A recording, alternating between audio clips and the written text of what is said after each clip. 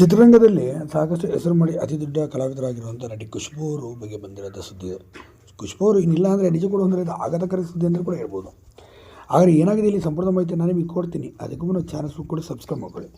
Aunty ಪ್ರಿನ್ಸೆ ಮತ್ತು ಶ್ರೀರಾಮಚಂದ್ರ ಹೀಗೆ ಒಳ್ಳೊಳ್ಳೆ ಸಿನಿಮಾಗಳನ್ನು ಕೊಟ್ಟಂಥ ಮತ್ತು ಯುಗ ಪುರುಷ, ಅಂಜದ ಗಂಡು ಒಳ್ಳೆ ಬ್ಲಾಕ್ ಬಸ್ಟರ್ ಸಿನಿಮಾ ಕೊಟ್ಟಂಥ ನಟಿ ಅಂದರೆ ಅದು ಖುಷ್ಬೂ ಅವರು.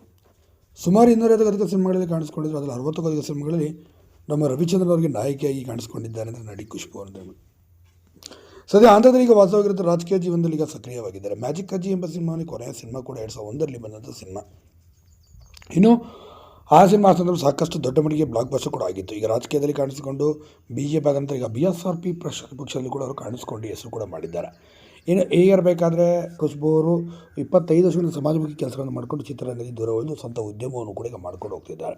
ಇನ್ನು ಅವ್ರ ಪತಿನೂ ಕೂಡ ಖ್ಯಾತ ನಿರ್ಮಾಪಕರಾಗಿದ್ದಾರೆ ತೆಲುಗು ಇಂಡಸ್ಟ್ರಿ ಅಂತ ಸಹ ಹೇಳ್ಬೋದು. ಇಂದು ಅದ್ಭುತವಾದ ಕಲಾವಿದರಾಗಿದ್ದ ನಟಿ ಖುಷ್ಬೂ ಅವರು ಚಿತ್ರರಂಗ ಅಂದರೆ ಕನ್ನಡ ಚಿತ್ರರಂಗ ಸಂಪೂರ್ಣವಾಗಿ ದೂರ ಉಳಿದು 25 ವರ್ಷಗಳ ಕಳೆದೋಯಿತು. ಹೀಗಾಗಿ ನಟಿ ಖುಷ್ಬೂ ಅವರು ಇನ್ನಿಲ್ಲ ಅಂದರೂ ಕೂಡ ತಪ್ಪಾಗಲಾರದು. ಆಗ ನೀವೇನಂತ ಕಮೆಂಟ್ ಮಾಡಿ.